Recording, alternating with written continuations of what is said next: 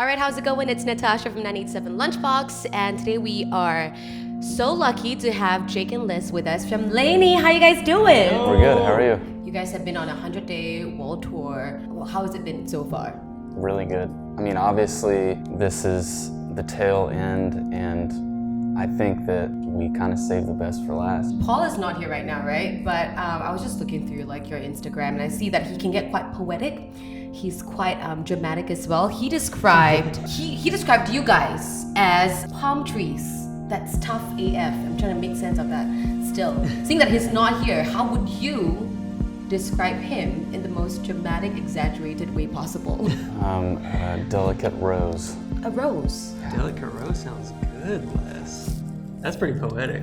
Yeah. Care to elaborate? Or? I would just say that because Paul always smells good, and he's very connected with his emotional side, I would say. Right now, I want to talk more about the album, Malibu Nights, right? What's the process of making that? Well, this record was far different than all of the music that we made in the past. Paul wrote a bunch of songs and then we produced them. So it was kind of flip-flop, but I think it turned out really great. You and your friends, I feel they see you guys as like best friends, you know? And I don't know if you feel that connection when you perform it live.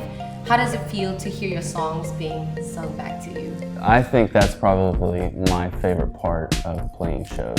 I would imagine that for Paul it's even more amplified because they're the lyrics that he wrote.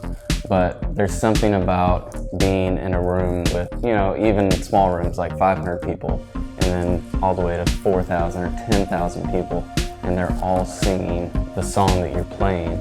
It's pretty magical. Yeah, when people ask like, how do you do like 100 shows, that must be insane. But it's for that, like you show up, you play, you hear people singing back to you, and it's just like, this is the greatest thing in the world. That's the reason why you do what you do, am I right? I love it. I'm gonna talk about dealing with heartbreaks right now. I would say we're privileged that we have your songs. I would say that's how a lot of your fans cope when, the going gets rough. How would you deal when you're going through a tough time?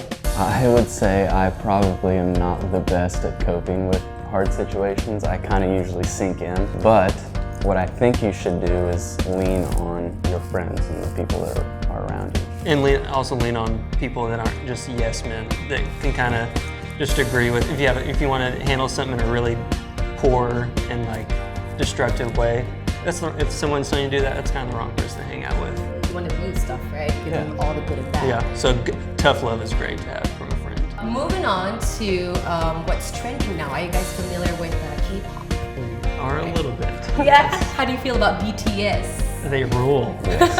Love them. I'm not sure if you've heard, but one of the members, J-Hope, he's my favorite by the way. Okay. He's got a playlist going on. It's called the J-Hope's Jam. And your song, Thick and Thin, is on that playlist. Nice. How'd you feel about that? We're honored. Yes, Thank you, we love you. Honored. Them on SNL, Saturday Night Live, I just thought they were amazing, so you guys were amazing. That's nice. Okay, so that's all the time we got for you guys. Have you got any last words for your fans tuned in right now? So we love you, everyone in Singapore.